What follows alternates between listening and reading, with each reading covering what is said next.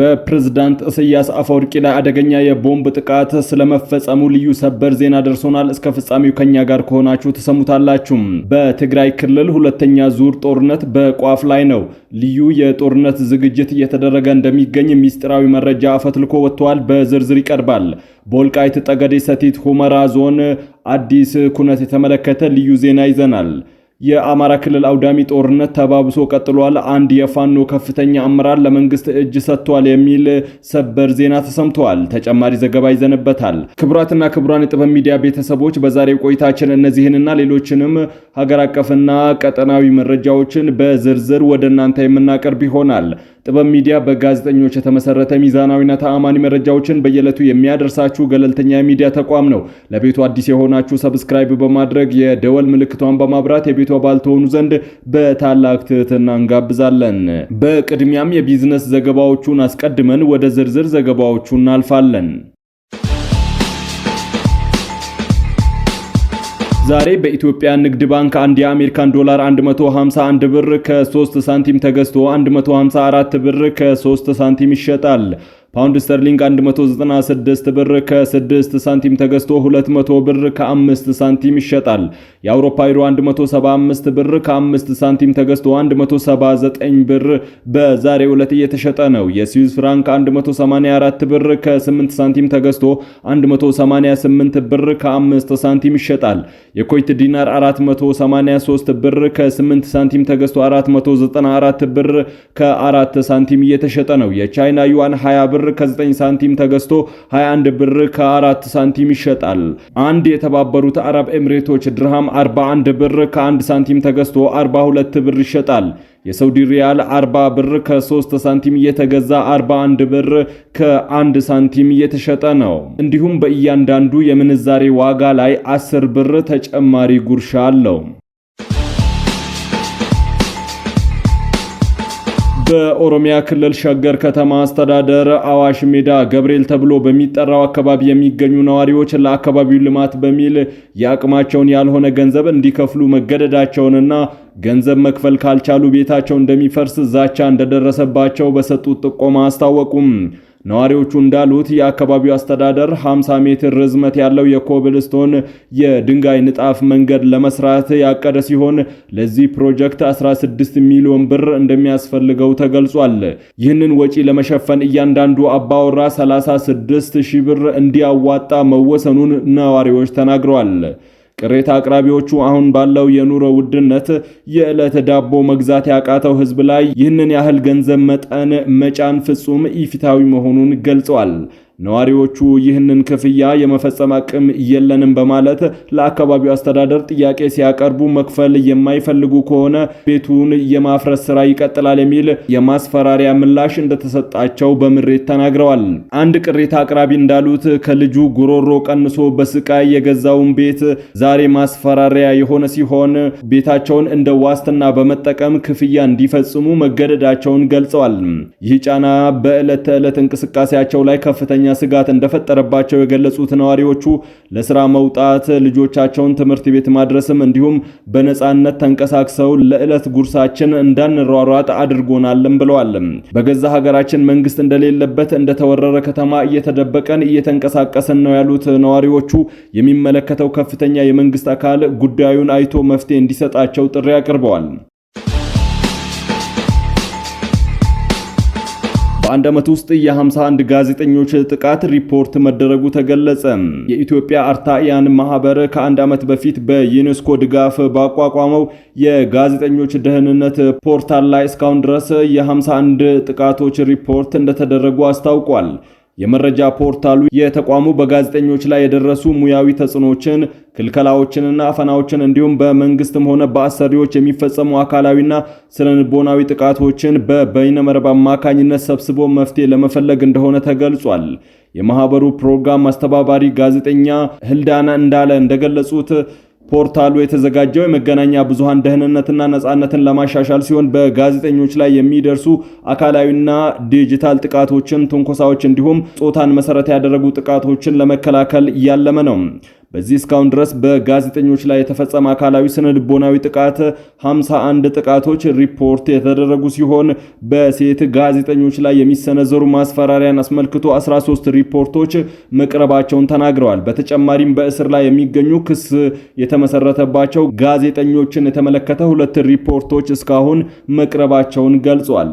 የፕሮግራሙ አስተባባሪ ጋዜጠኞች በራሳቸው ላይ የደረሰውን ማንኛውም አይነት ጥቃት ወይም በሌላ ባልደረባቸው ላይ ሲደርስ የተመለከቱትን ክስተት በፖርታሉ አማካኝነት ሪፖርት ያደርጋሉ።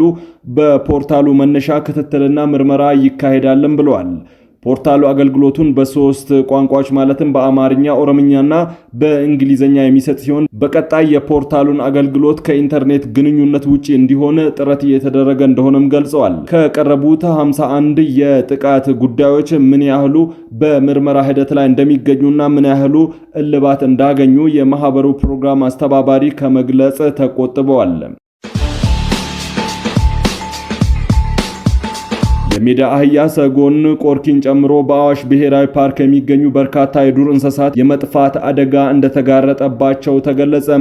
በአዋሽ ብሔራዊ ፓርክ ተጠልለው በብዛት ይገኙ የነበሩ እንደ የሜዳ አህያ፣ ሰጎንና ቆርኪ ያሉ የዱር እንስሳት ዝርያዎች ከፓርኩ የመጥፋት አደጋ እንደተጋረጠባቸው የፓርኩ አስተዳደር አስታውቋል። የፓርኩ አስተዳደር የጠፉትንና ለአደጋ የተጋለጡትን ዝርያዎች ወደ መኖሪያቸው ለመመለስ የሚያስችል ጥናት መጀመሩን አስታውቋል። የአዋሽ ብሔራዊ ፓርክ ኃላፊ አደም መሐመድ የእንስሳቱ ቁጥር የተመናመነው በአየር ንብረት ለውጥ፣ በሰው ሰራሽና ተፈጥሯዊ አደጋዎች ምክንያት እንደሆነ ጠቅሰው ትክክለኛ ምክንያቱን አረጋግጦ የመፍትሄ እርምጃ ለመውሰድ ጥናት መጀመሩን ተናግረዋል። የሌሊት ወፍ፣ አንበሳ፣ የሜዳ አህያ፣ ሰጎንና ቆርኪን ጨምሮ 81 አጥቢ እንስሳት ዝርያዎች በፓርኩ ተጠልለው ይኖሩ እንደነበረ ከዚህ በፊት በተሰራ ጥናት መረጋገጡን የተናገሩት ኃላፊው አደም መሐመድ በኢትዮጵያ ውስጥ ከተመዘገቡት ከ800 በላይ የአዋፍ ዝርያዎች መካከል ከ450 በላይ የሚሆኑት የአዋፍ ዝርያዎች በአዋሽ ተመዝግበዋል ብለዋል። በተጨማሪም የፓርኩ ኃላፊ በፓርኩ ውስጥ የሚገኙትን የቱሪስት መስህቦችን ደህንነት ለማስጠበቅ ስራዎች የተሰሩ መሆኑን ገልጸዋል። በከፍተኛ የተፈጥሮ ሀብት የታደለውን በርካታ እንስሳትንና አዋፋትን ያስጠለለው አዋሽ ብሔራዊ ፓርክ ወደ ቀድሞ ይዞታው ለመመለስ በመካሄድ ላይ ያለው ጥናት የተጀመረበትና የሚጠናቀቅበት ጊዜ አልተጠቀሰም። የወልቃይት ጠገዴ ሰቲት ሁመራ አስተዳደር 5ኛ የምስረታ በዓሉ ተከበረም። የምስረታ በዓሉን ስናከብር እልፍ አላፍ ወገኖቻችን ውድ ሕይወታቸውን የከፈሉትን መስዋዕትነት በማስታወስ ነው ያሉት የወልቃይት ጠገዴ ሰቲት ሁመራ ዞን ዋና አስተዳዳሪ አሸታ ደምለው ናቸው። የወልቃይት ጠገዴ ሕዝብ በስርዓቱ ለበርካታ ዘመን ሲገደል ሲፈናቀል ቆይቷል ያሉት ዋና አስተዳዳሪው ይህን አረመናዊ ተግባር የፈጸመው የህወሓት ቡድን በተባበረ ክንድ ላይመለስ ተከዜን ተሻግሮ እንዲሄድ ሆኗልም ብለዋል። ያገኘነውን ነጻነት በማስቀጠል አማራዊ ማንነታችንን በማጽናት በትብብር ልንሰራ ይገባል ያሉ ሲሆን በፌዴራል ደረጃ ሲጠየቁ የነበሩ የዞኑ ወሳኝ ጥያቄዎች ምላሽ እያገኙ ነው ብለዋል። አክሎም የማንነት አስመላሽ ኮሚቴው ዞኑ አሁን ላለበት ማህበራዊ፣ ኢኮኖሚያዊና ፖለቲካዊ ነጻነትና ሰላም ልዕልና ከፍ እንዲል ብዙ ፈተናዎችን አልፈዋልም ብሏል። ዓላማችን ለመጪው ትውልድ ነጻነትን እንጂ ተሻጋሪ ዕዳን አናወርስም ሲሉ ነው የተናገሩትም። ያልተቋረጠው የትውልድ ቅብብሎሽ የዛሬውን ነጻነት ቀን እንድንጎናጸፍ አድርጎናል ያሉት የዞኑ ምክትል አስተዳዳሪና ሰላምና ጸጥታ ኃላፊ ኮሎኔል ደመቀ ዘውዱም የወልቃይት ጠገዴ ህዝብ ለማንነቱ እየታገለ ያለ ህዝብ ነው ብለዋል። የወልቃይት ጠገዴ አማራ ማንነት ወሰን አስመላሽ ኮሚቴ ህገ መንግስቱን መሰረት በማድረግ አማራዊ ማንነቱን ለማስመለስ በአስቸጋሪው ጊዜ በመተባበር ጥያቄውን በማቅረብ እውነታውን የያዘ በመሆኑ አሸናፊ ሆኗል ሲሉም አብራርተዋል። የወልቃይት ጠገዴ ህዝብ አማራንን እንጂ አማራ እንሁን አላልንም ብሎ በመታገሉ ሲገደል ሲሰደድና ሲንገላታ ቆይቷልም ብለዋል። የእውነት ጊዜ ደረሰና እውነት አሸናፊ ሆነ። የወልቃይት ጠገዴ ህዝብም ላይመለስ ነጻነቱን ካረጋገጠ 5 ዓመቱን አስቆጥሯል ሲሉም ተናግረዋል። አማራዊ ማንነታችንን አረጋግጠን በነጻነት በእኩልነትና በፍትሃዊነት ህዝባችን በልጆቹ እየተመራ ነውም ብለዋል። የአሁኑ ትውልድ ያገኘው ነጻነትን በማስቀጠል አማራዊ ማንነቱ በህግ አግባብ ለማረጋገጥ ሁላችንም ልንሰራ ይገባል ሲሉ አጽንኦት ሰጥተዋል። ትግላችን የእውነትና የፍትህ ትግል በመሆኑ አሸናፊ ሆኗል ያሉት የዞኑ ብልጽግና ፓርቲ ፖለቲካ ዘርፍ ኃላፊ ዋኛው ደሳለኝ የእውነትና የፍትህ ጥያቄ በኃይል አፍኖ ማስቀረት እንደማይቻል የወልቃይት ጠገዴ አማራ ህዝብ ትግል ማሳያ ነው ብለዋል። ነፃነታችንን በማስቀጠል በቅንጅት አማራዊ ማንነታችንን ልናስቀጥል ይገባል ሲሉ አሳስበዋል። በራያ አወዛጋቢ አካባቢዎች እገታ፣ ግድያና የግዳጅ ውትድርና መልመላ እየተበራከተ መምጣቱ ተዘገበ። በአማራና በትግራይ ክልል ይገባኛል ውዝግብ ባለበት ራያ አካባቢ ዝርፊያ፣ ግድያ እየተስፋፋ መሆኑንና ወጣቶችን አስገድዶ ለውትድርና ምልመላ እየተበራከተ መምጣቱን በአካባቢው በተገኘው መረጃ ለማረጋገጥ ተችሏል። ይህ እገታ፣ ዘረፋና ግድያ ማንነትና የፖለቲካ አመለካከትን መሰረት አድርጎ ጭምር የሚካሄድ በመሆኑ ፖለቲካው ለወንጀል ድርጊት ሽፋን ለመሆን ምስክር ነው ይላሉ። ወንድማቸውን 600 ሺህ ብር ከፍለው ከእገታ ያስለቀቁ በውጭ ሀገር የሚኖሩ እማኝ ህወሓት በምስጢር ሲያደርጋቸው የነበሩ ወታደራዊ እንቅስቃሴዎችን የተመለከተ ምስጢራዊ መረጃዎችን ማግኘታቸውን ለመንግስት ውግንና ያላቸው ሚዲያዎች ዘገቡ። ሚዲያዎቹ ህወሓት ለሁለተኛ ዙር ጦርነት ዝግጅት እያደረገ እንደሚገኝ መረጃ እንደደረሳቸው ነው የተናገሩት። አያይዞም የፋኖ አመራሮች ሰሞኑን በመቀለ ከተማ ከህወሓትና ከኤርትራ ባለስልጣናት ጋር ውይይት ማድረጋቸውን ዘግበዋል። የአየር መቃወሚያ ክፍል በወታደራዊ ኮማንድ የሚገኘው ሰራዊት አባላትን ሰብስበው የአየር ጥቃትን ለመከላከል የሚያስችል ጉድጓድ እንዲቆፍሩ ኦሪየንቴሽን መስጠታቸው ተዘግቧል። የኤርትራ መንግስት በታሰበው ያክል ለህወሓት ኃይሎች በቂ የሆነ የመሳሪያ ድጋፍ ማድረግ ባለመቻሉ በሁለቱ ኃይሎች መካከል የነበረው ግንኙነት እየቀዘቀዘ መምጣቱ ተዘግቧል። የህወሓት አመራሮች ለሰራዊቱ ቃል የገቡትን የመሬት ዕደላና የደሞዝ ማስተካከያ ክፍያን መፈጸም ባለመቻላቸው ሰራዊቱ ለማመጽ የተዘጋጀ መሆኑን አመላካች መረጃዎች የተሰራጩ ሲሆን ህወሓት በሰላማዊ መንገድ ክልሉን ማስተዳደር የማይችልበት ሁኔታ እየተፈጠረ በመምጣቱ ዳግም ጦርነት ለመቀስቀስ ከጫፍ ላይ መድረሱን ነው መረጃዎች ያመላከቱት። የቀድሞ የኢፌዴሪ አየር ኃይል አባል የነበረው የፋኖ መስራች ማስረሻ ሰጤ ለመንግስት እጁን መስጠቱ ተዘገበ። አማራ ክልል ላይ ከመንግስት መሳሪያ አንስተው ግጭት ውስጥ ከገቡት የፋኖ መሪዎች መካከል ካፕቴን ማስረሻ ሰጤ ትላንት ምሽት እጁን ለመንግስት የጸጥታ ኃይሎች መስጠቱን የተመለከቱ መረጃዎች ተሰራጭተዋል። በፋኖ መዋቅር ራሱን የአማራ ፋኖ ህዝባዊ ኃይል አፍሃድ በሚል የሚጠራው ድርጅት ትላንት ባወጣው መግለጫ ማስረሻ ሰጤንና መስፍን ከፋለኝን ከአመራርነት ማገዱን አስታውቋል። የአፋድ ማዕከላዊ ኮሚቴ አባልና የጎጃም ቀጠና ሰብሳቢ የሆነው ካፕቴን ማስረሻ ሰጤ ለመታገዱ እንደ ምክንያትነት የተጠቀሰው ከመንግስት ኃይሎች ጋር ግንኙነት እንዳለው በመረጃ በመረጋገጡ ነው። ማስረሻ ሰጤ ከ18 የታጣቂ ኃይሉ አባላት ጋር በመሆን እጁን ለመንግስት መስጠቱ ነው የተዘገበው።